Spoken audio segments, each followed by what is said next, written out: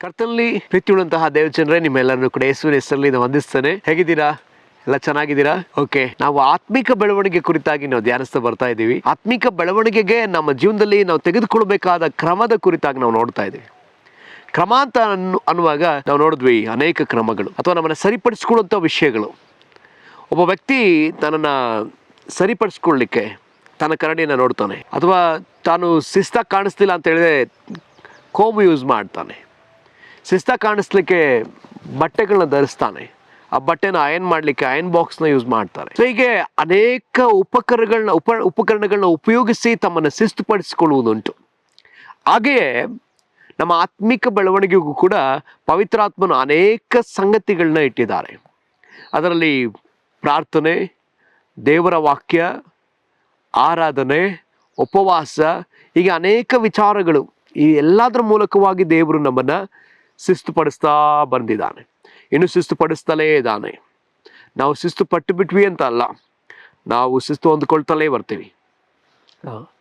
ನಾವು ಪ್ರತಿ ಕಾಲಕ್ಕೆ ತಕ್ಕಂತೆ ಆತನು ಬಯಸುವಂತೆ ನಮ್ಮನ್ನು ಶಿಸ್ತುಪಡಿಸ್ಕೊಳ್ಬೇಕಾದದ್ದು ಮುಖ್ಯ. ಪ್ರತಿ ದಿವಸ ನಮ್ಮನ್ನು ಶಿಸ್ತುಪಡಿಸಿಕೊಳ್ಳೋದು ಮುಖ್ಯ. ಆತನ ಮುಂದೆ ಶಿಸ್ತಾಗಿ ಬರುವುದು ಮುಖ್ಯ, ಕ್ರಮವಾಗಿ ಬರುವುದು ಮುಖ್ಯ. ಸರಿ, ಹಾಗೆಯೇ ಈ ದಿವಸ ನಾವು ನೋಡ್ಲಿಕ್ಕಿರ್ತಕ್ಕಂಥ ಮತ್ತೊಂದು ವಿಚಾರ, ನಮ್ಮನ್ನು ಶಿಸ್ತುಪಡಿಸಿಕೊಳ್ಳುವ ಮತ್ತೊಂದು ವಿಷಯ ಯಾವುದಂತ ಹೇಳಿದ್ರೆ, ಅದು ನಾವು ಮಾಡಬೇಕಾದಂತಹ ಒಂದು ಸೇವೆ. ಈ ಸೇವೆ ನಮ್ಮನ್ನು ಶಿಸ್ತುಪಡಿಸುವಂಥದ್ದಾಗಿದೆ. ಸರ್ವಿಸ್, ಸೇವೆ. ಈ ಸೇವೆ ಕುರಿತಾಗಿ ಸ್ವಲ್ಪ ನಾವು ಧ್ಯಾನ ಮಾಡೋಣ. ನಾವು ಇತರರಿಗೆ ಮಾಡಬೇಕಾದ ಸೇವೆ, ನಾವು ನಮಗೆ ಮಾಡಿಕೊಳ್ಳೋ ಸೇವೆ ನಮ್ಮನ್ನು ಶಿಸ್ತುಪಡಿಸ್ತದ ಅಂತ ಹೇಳಿದ್ರೆ, ಆಗಿರೋದ್ರಿಂದ ಸೇವೆ ಮಾಡುವಂಥದ್ದು ತುಂಬ ಮುಖ್ಯವಾದಂತಹ ಒಂದು ವಿಚಾರವಾಗಿದೆ. ನಾವು ಸೇವೆ ಅಂತ ಹೇಳಿದ್ರೆ ನಮಗೆ ಮಾಡಿಕೊಳ್ಳುವುದಲ್ಲ ಸೇವೆ, ನಾವು ಇತರರಿಗೆ ಮಾಡುವುದೇ ಸೇವೆ. ಕೆಲವೊಮ್ಮೆ ನಾವು ನಮ್ಮ ಕೆಲಸಗಳನ್ನ ಮಾಡ್ಕೊಳ್ಳೋದು, ನಾವು ತಿನ್ನಂಥ ಪ್ಲೇಟ್ನ ತೊಳೆಯುವಂಥದ್ದು, ಅಥವಾ ನಾವು ನಮ್ಮ ಬೆಡ್ಡನ್ನು ಸರಿಪಡಿಸ್ಕೊಳ್ಳೋವಂಥದ್ದು, ಅಥವಾ ನಾವು ನಮ್ಮ ಬಟ್ಟೆ ನಾವೇ ತೊಳೆಯುವಂಥದ್ದು, ಇದು ಸೇವೆ ಅಂತ ಅನ್ಕೊಬಿಟ್ಟಿದ್ದೀವಿ. ಇಲ್ಲ ಪ್ರಿಯರೇ, ಇದು ನಾವು ನಮಗೆ ಮಾಡಿಕೊಂಡಂಥ ಒಂದು ಕಾರ್ಯ. ನಾವು ಇತರರಿಗೆ ಮಾಡುವಂಥದ್ದೇ ಒಂದು ಸೇವೆಯಾಗಿದೆ. ನಾವು ಇತರರಿಗೆ ನಾವು ಮಾಡಬೇಕಾದಂತಹ ಒಂದು ಸೇವೆ. ಇದರಲ್ಲಿ ನಾವು ಏನಾಗ್ತೀವಿ ಅಂದರೆ ಶಿಸ್ತುಪಡಿಸಲ್ಪಡ್ತೀವಿ, ಕ್ರಮಪಡಿಸಲ್ಪಡ್ತೀವಿ. ಇಲ್ಲಿ ದೇವರು ನಮ್ಮನ್ನು ಕ್ರಮಪಡಿಸ್ತಾನೆ, ಶಿಸ್ತುಪಡಿಸ್ತಾನೆ. ಇದರಿಂದ ನಾವು ಆತ್ಮಿಕವಾಗಿ ಬೆಳೀತಾ ಬೆಳೀತಾ ಬೆಳೀತಾ ಇದೊಂದು ತಗ್ಗಿಸ್ಕೊಳ್ಳಿಕ್ಕೆ ಒಂದು ಒಳ್ಳೆ ಅವಕಾಶನೂ ಸಹ ಹೌದು, ನಾವು ಇತರರಿಗೆ ಸೇವೆ ಮಾಡುವ ವಿಷಯ. ನಾವು ನೋಡೋದಾದ್ರೆ, ಯೇಸು ಸ್ವಾಮಿಯು ತಾನು ಶಿಲುಬೆಯಲ್ಲಿ ಸಾಯುವ ಹಿಂದಿನ ದಿವಸಗಳಲ್ಲಿ, ಕೆಲವು ದಿನಗಳ ಹಿಂದೆ ಅದನ್ನು ಯೆರೂಸಲೇಮಿಗೆ ಬಂದಿದ್ದಾರೆ ಶಿಷ್ಯರೊಂದಿಗೆ. ಯೆರೂಸಲೇಮಿಗೆ ಬಂದಂಥ ಸಮಯದಲ್ಲಿ ಯೋಹಾನ ಬರೆದ ಸುವಾರ್ತೆ 13ನೇ ಅಧ್ಯಾಯದಲ್ಲಿ ನಾವು ಆ ಭಾಗವನ್ನು ನಾವು ಓದ್ಕೊಳ್ಬಹುದು. ಯೋಹಾನ ಬರೆದ ಸುವಾರ್ತೆ 13ನೇ ಅಧ್ಯಾಯವನ್ನು ನಾವು ತೆಗೆದುಕೊಳ್ಳೋಣ. ಅಲ್ಲಿ ಪ್ರಾರಂಭದಿಂದ ನಾವು ಓದ್ಕೊಳ್ಳೋಣ. ಪಸ್ಕ ಹಬ್ಬದ ಮುಂದೆ ಯೇಸು ತಾನು ಈ ಲೋಕವನ್ನು ಬಿಟ್ಟು ತಂದೆಯ ಬಳಿಗೆ ಹೋಗಬೇಕಾದ ಕಾಲ ಬಂತು ಎಂದು ತಿಳ್ಕೊಂಡು ಲೋಕದಲ್ಲಿರುವ ತನ್ನವರನ್ನು ಪ್ರೀತಿಸಿ ಪರಿಪೂರ್ಣವಾಗಿ ಅವರನ್ನು ಪ್ರೀತಿಸುತ್ತಾ ಬಂದನು. ಅವರು ಊಟಕ್ಕೆ ಕೂತುಕೊಂಡಿದ್ದರು. ಅಷ್ಟರೊಳಗೆ ಸೈತಾನನು ಸೀಮೋನನ ಮಗನಾದ ಇಸ್ಕರಿಯೋತ ಯೂದನ ಮನಸ್ಸಿನಲ್ಲಿ ಯೇಸುವನ್ನು ಹಿಡುಕೊಡಬೇಕೆಂಬ ಆಲೋಚನೆಯನ್ನು ಹುಟ್ಟಿಸಿದನು. ಯೇಸು ತನ್ನ ಕೈಯಲ್ಲಿ ತಂದೆ ಎಲ್ಲವನ್ನು ಕೊಟ್ಟಿದ್ದಾನೆಂತಲೂ ತಾನು ದೇವರ ಬಳಿಯಿಂದ ಹೊರಟು ಬಂದಿದ್ದು ಮತ್ತೆ ದೇವರ ಬಳಿಗೆ ಹೋಗುತ್ತೇನೆಂತಲೂ ತಿಳುಕೊಂಡವನಾಗಿ ಊಟವನ್ನು ಬಿಟ್ಟು ಎದ್ದು ಹೊದ್ದಿದ್ದ ಮೇಲ್ಹೊದಿಕೆಯನ್ನು ತೆಗೆದಿಟ್ಟು ಕೈಪವಾಡುವನ್ನು ತಕ್ಕೊಂಡು ನಡುವಿಗೆ ಕಟ್ಟಿಕೊಂಡು ಬೋಗುಣಿಯಲ್ಲಿ ನೀರು ಹಾಕಿಕೊಂಡು ಶಿಷ್ಯರ ಕಾಲುಗಳನ್ನು ತೊಳೆಯುವುದಕ್ಕೂ ನಡುವಿಗೆ ಕಟ್ಟಿಕೊಂಡಿದ್ದ ಕೈಪವಾಡದಿಂದ ಒರೆಸುವುದಕ್ಕೂ ಪ್ರಾರಂಭಿಸಿದನು. ಇಲ್ಲಿ ಯೇಸು ತಾನು ಈ ಲೋಕದಲ್ಲಿ ಇದ್ದಾಗ ಆತನು ಹೇಳ್ತಾರೆ, ನಾನು ಸೇವೆ ಮಾಡಿಸಿಕೊಳ್ಳುವುದಕ್ಕೆ ಬರಲಿಲ್ಲ, ಬದಲಾಗಿ ಸೇವೆ ಮಾಡುವುದಕ್ಕೆ ಬಂದೆನು. ಯೇಸು ಕಾಲದಿಂದ ಕಾಲಕ್ಕೆ ಸೇವೆ ಮಾಡುವವರಾಗಿಯೇ ಕಾಣಿಸಲ್ಪಟ್ಟಿದ್ದಾರೆ. ಯೇಸು ಅವರು 30 ವರ್ಷದ ಒಳಗಿದ್ದಂತಹ ಒಬ್ಬ ವ್ಯಕ್ತಿಯಾಗಿದ್ದಾಗ ತನ್ನ ಕುಟುಂಬಕ್ಕೆ ಅಧೀನರಾಗಿ ಕುಟುಂಬವನ್ನು ಕುಟುಂಬದ ಆ ಒಂದು ಹಿತವನ್ನೇ ಬಯಸುವವರಾಗಿ ಒಬ್ಬ ಬಡಗಿಯ ಸೇವೆಯನ್ನು ಅವರು ಮಾಡ್ತಾ ಇದ್ರು. ಬಡಗಿಯ ಕೆಲಸವನ್ನು ಮಾಡಿ ತನ್ನ ಕುಟುಂಬವನ್ನು ನೋಡ್ಕೊಳ್ತಾ ಇದ್ರು.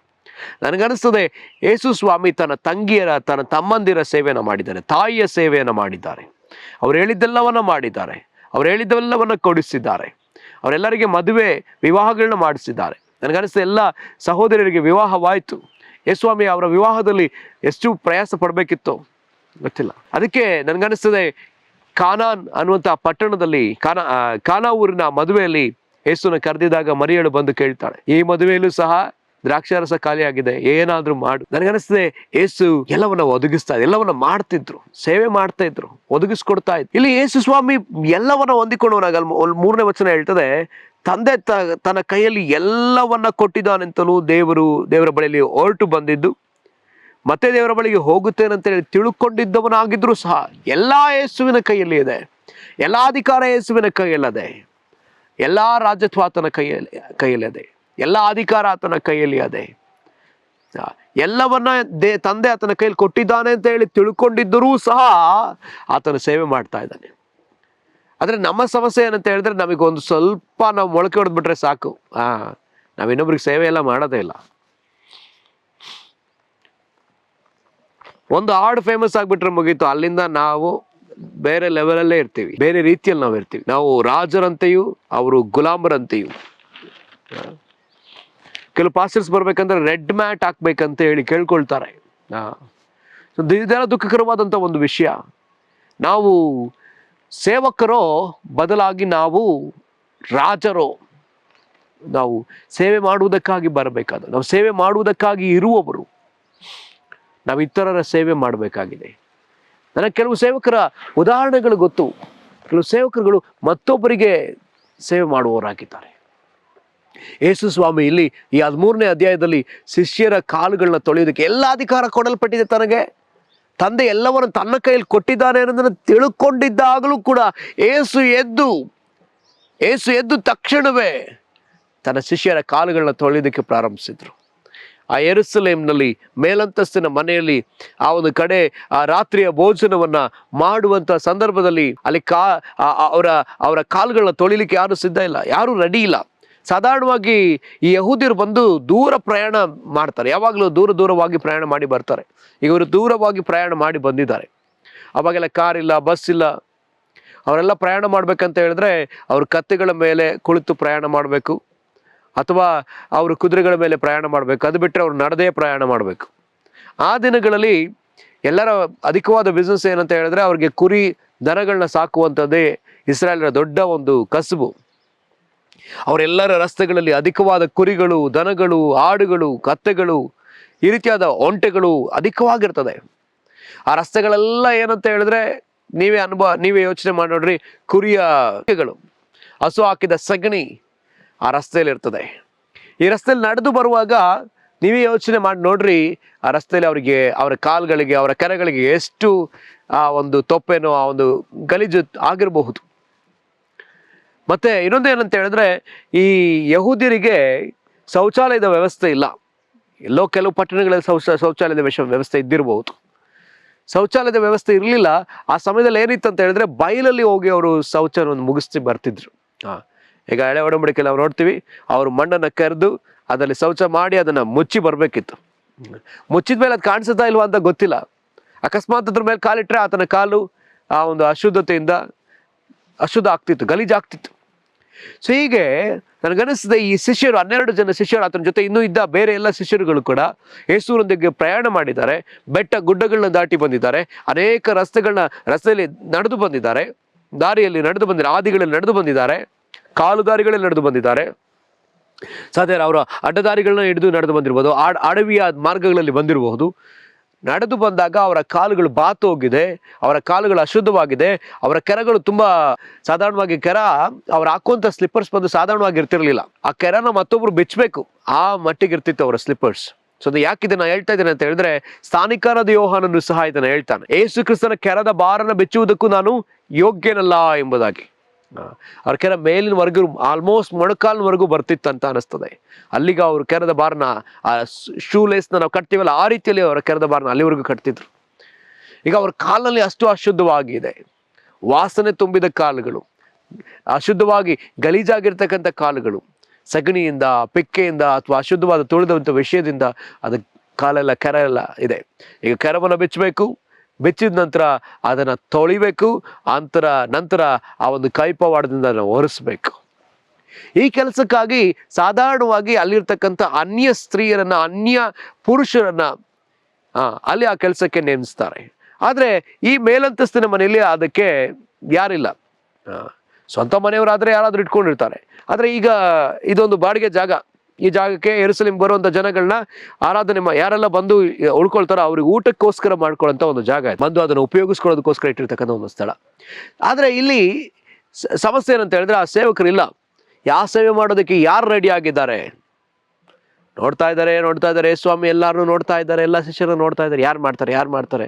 ಅಯ್ಯೋ, ಕಾಲು ತೊಳಿಲಿವಲ್ಲ, ಯಾರು ಮಾಡ್ತಾರೆ? ತಕ್ಷಣ ಏಸು ಎದ್ದೇ ಬಿಟ್ರು. ಏಸು ಎದ್ದು ಬೋಗುಣಿನ ತೆಗೆದುಕೊಂಡೇ ಬಿಟ್ರು, ಕೈಪಾಡನ್ನು ತೆಗೆದುಕೊಂಡು ಅವ್ರು ಹೇಳ್ತಾ ಇದ್ದಾರೆ, ನೀವು ನಾಯಕರಾಗಬೇಕಂತ ಹೇಳಿದ್ರೆ ನೀವು ಸೇವಕರಾಗಬೇಕು, ಇನ್ನೊಬ್ಬರ ಕಾಲನ್ನ ತೊಳಿಬೇಕು.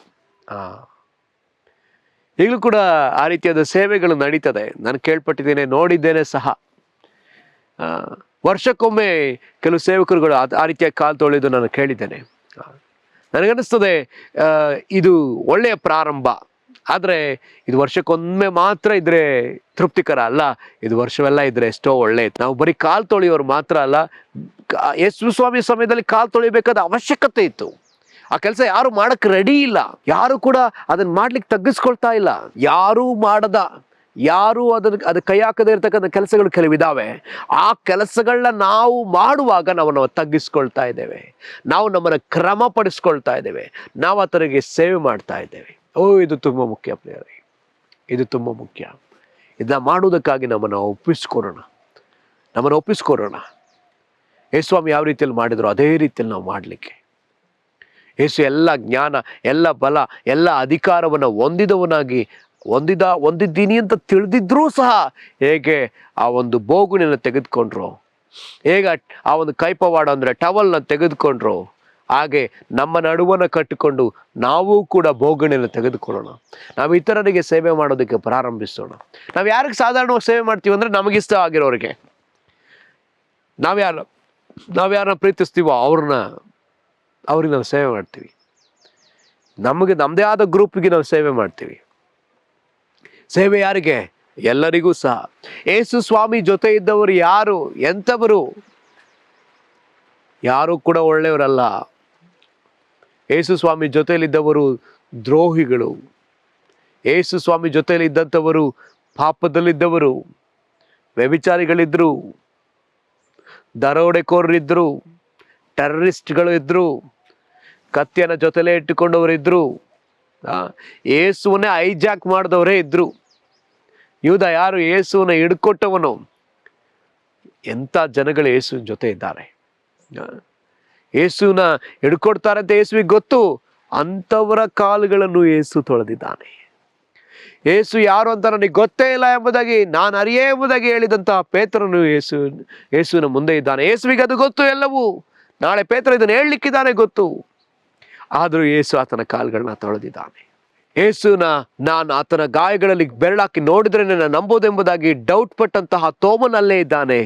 ತೋಮನನ್ನೂ ಕೂಡ ಯೇಸು, ತೋಮನ ಕಾಲುಗಳನ್ನು ಕೂಡ ಯೇಸು ತೊಳೆದಿದ್ದಾರೆ. ಪ್ರೇರೆ, ಹಾಗಿದ್ರೆ ಇಲ್ಲಿ ನಾವು ಗ್ರಹಿಸಿಕೊಳ್ಳಬೇಕಾದ ಒಂದು ವಿಷಯ, ಅರ್ಥ ಮಾಡಿಕೊಳ್ಳಬೇಕಾದ ಒಂದು ವಿಷಯ, ನಮ್ಮ ರಕ್ಷಕನು, ನಮ್ಮ ಹೀರೋ, ನಮಗೆ ಮಾದರಿಯಾದ ಯೇಸು ತಾನು ತನ್ನ ಸ್ನೇಹಿತರ, ಶಿಷ್ಯರ ಕಾಲುಗಳನ್ನ ಆತನು ತೊಳೆದಿದ್ದಾನೆ. ಇವತ್ತು ಗುರು ಅಂತ ಹೇಳಿಸ್ಕೊಬಿಟ್ರೆ ಅವರು ರಾಜರಂತೆ ಇರ್ಬೇಕಂತ ಬಯಸ್ತಾರೆ. ಇಲ್ಲ, ನೀವೊಂದು ಒಳ್ಳೆ ಗುರುವಾಗಿರಬೇಕಂದ್ರೆ ನೀವು ಸೇವೆ ಮಾಡುವವರಾಗಬೇಕು. ಚರ್ಚಲ್ಲಿ ಸೇವೆ ಪ್ರಾರಂಭವಾಗುವುದೇ ನನ್ನ ಗುರುಗಳು, ನನ್ನ ಆತ್ಮಿಕ ನಾಯಕರು ನನಗೆ ಸೇವೆ ಕೊಟ್ಟದ್ದು ಅಲ್ಲಿಂದಲೇ. ನನ್ನ ಸೇವೆ ಪ್ರಾರಂಭ ಆಗಿದ್ದು ಮೊದಲನೇದಾಗಿ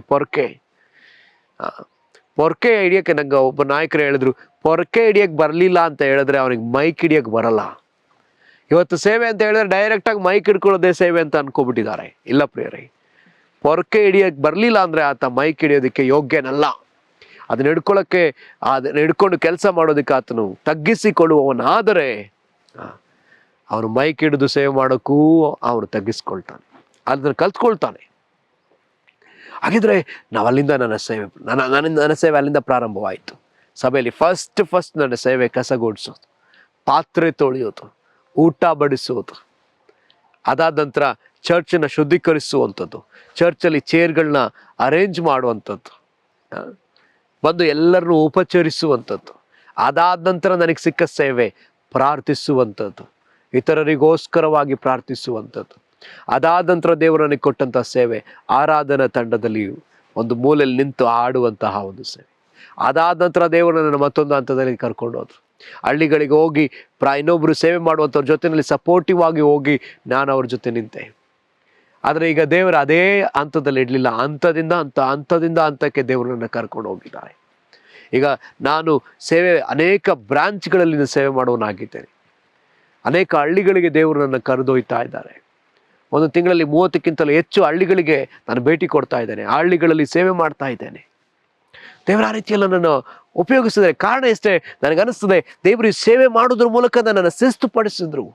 ಈಗಲೂ ಕೂಡ ನಾನು ಈ ಥರ ಸೇವೆಗಳನ್ನ ಮಾಡ್ತಿದ್ದೀನಿ, TV ಪ್ರೋಗ್ರಾಮ್ ಮಾಡ್ತಿದ್ದೀನಿ ಅಂತ ಹೇಳಿ ನನ್ನನ್ನು ಹೆಚ್ಚಿಸ್ಕೊಳ್ಳಿಕ್ಕೆ ನಾನು ಇಷ್ಟಪಡೋದಿಲ್ಲ. ಬದಲಾಗಿ ನನಗೆ ಸಣ್ಣ ಕೆಲಸ ಕೊಟ್ಟರು ಕೂಡ ಮಾಡಲಿಕ್ಕೆ ನಾನು ತಯಾರಾಗಿದ್ದೇನೆ. ನನ್ನ ಸಹೋದರರು, ನನ್ನ ಸಭೆಯ ಜನಗಳು ಅದಕ್ಕೆ ಅವರು ಸಾಕ್ಷಿಗಳಾಗಿದ್ದಾರೆ. ನಾನು ಈಗಲೂ ನನ್ನ ಸಭೆಯ ಕಸ ಗುಡಿಸ್ಲಿಕ್ಕೂ ನಾನು ಸಿದ್ಧನಿದ್ದೇನೆ. ನನ್ನ ಸಭೆಯಲ್ಲಿ ಟಾಯ್ಲೆಟ್ ತೊಳಿಲಿಕ್ಕೂ ನಾನು ಸಿದ್ಧನಿದ್ದೇನೆ. ಯಾವ ಕೆಲಸ ಕೊಟ್ಟರೂ ನಾನು ಮಾಡಲಿಕ್ಕೆ ಸಿದ್ಧನಿದ್ದೇನೆ.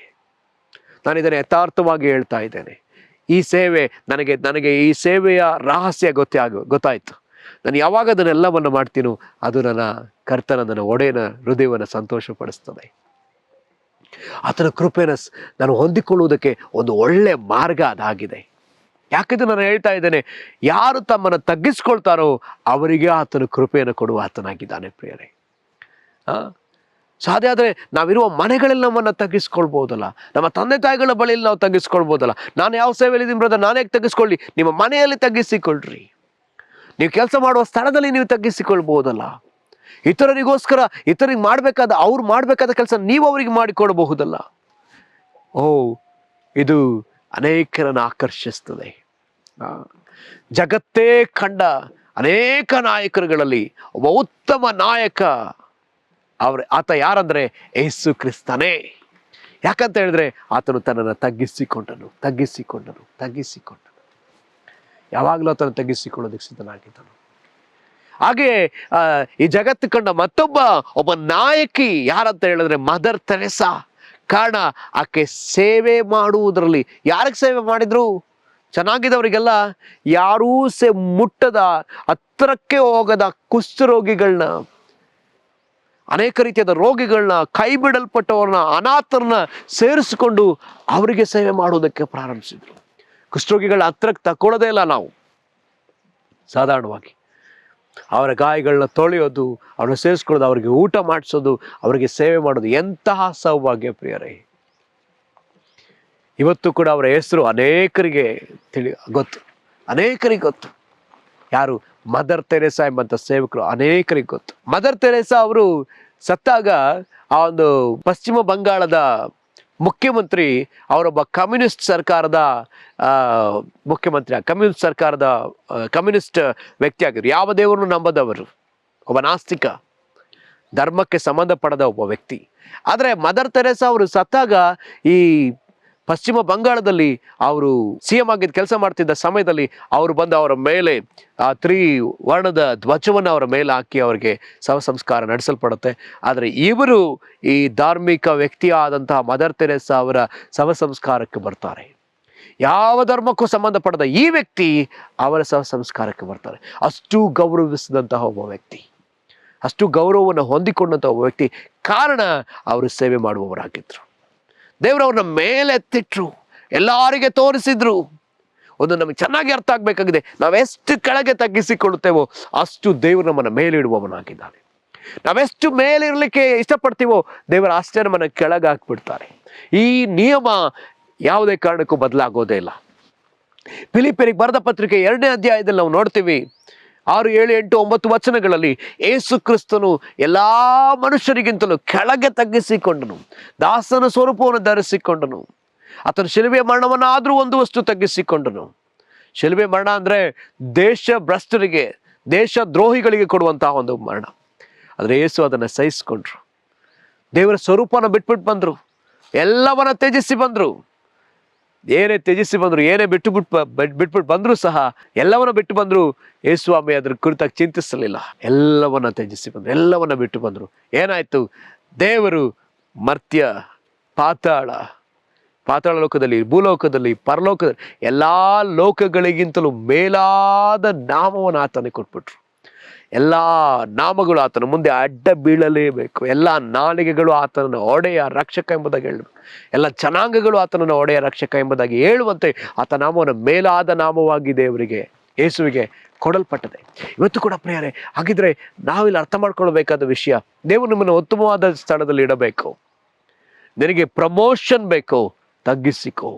ಮತ್ತೊಬ್ಬರಿಗೆ ಸೇವೆ ಮಾಡು, ಮತ್ತೊಬ್ಬರಿಗೆ ಸೇವೆ ಮಾಡು. ನಿನ್ನ ತಂದೆ ತಾಯಿಗಳನ್ನ ಸನ್ಮಾನಿಸು, ನಿನ್ನ ತಂದೆ ತಾಯಿಗಳಿಗೆ ಸೇವೆ ಮಾಡು. ನೀನು ಬಹುಕಾಲ ಬಾಳ್ತಿ, ಹೆಚ್ಚಿಸಲ್ಪಡ್ತಿ, ನೀನು ಗೌರವಿಸಲ್ಪಡ್ತಿ. ಈ ದಿವಸ ಅನೇಕ ಸಹೋದರರು, ಅನೇಕ ಯೌವನ ಸಹೋದರರು ಮನೆಯಲ್ಲಿ ತಮ್ಮ ತಂದೆ ತಾಯಿಗಳಿಗೆ ಸೇವೆ ಮಾಡೋದಕ್ಕೆ ಅವ್ರಿಗೆ ಇಷ್ಟವಿಲ್ಲದೆ ಇರೋದ್ರಿಂದ ನಾನು ನೋಡ್ತಾ ಇದ್ದೇನೆ, ಅವರು ಅಲೆಯುವ ಪರಿಸ್ಥಿತಿಯಲ್ಲಿ ಇದ್ದಾರೆ. ಕೆಲವರು ಕೆಲಸ ಇಲ್ಲದೆ ಕಷ್ಟಪಡುವವರು ಇದ್ದಾರೆ. ಪ್ರಿಯರಾಗಿದ್ರೆ ಇಲ್ಲಿ ಅರ್ಥ ಮಾಡ್ಕೊಳ್ಬೇಕಾದ ಒಂದು ವಿಷಯ ನಮಗಿದೆ.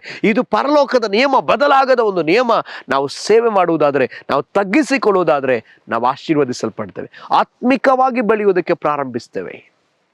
ತಗ್ಗಿಸಿಕೊಳ್ಳುವುದು ಒಂದು ಒಳ್ಳೆಯ ಸಂಗತಿ. ಇದು ನಮ್ಮನ್ನು ಸರಿಪಡಿಸ್ತದೆ, ತಿದ್ದುತ್ತದೆ, ಮಾರ್ಪಡಿಸ್ತದೆ. ಸಾಧ್ಯ ಆದರೆ ಇದಕ್ಕೆ ಅವಕಾಶಗಳೆಲ್ಲಾದರೂ ಸಿಕ್ಕುತ್ತೋ ಯಾವಾಗಲೂ ಹುಡುಕೋದಕ್ಕೆ ನಾವು ಪ್ರಾರಂಭಿಸೋಣ.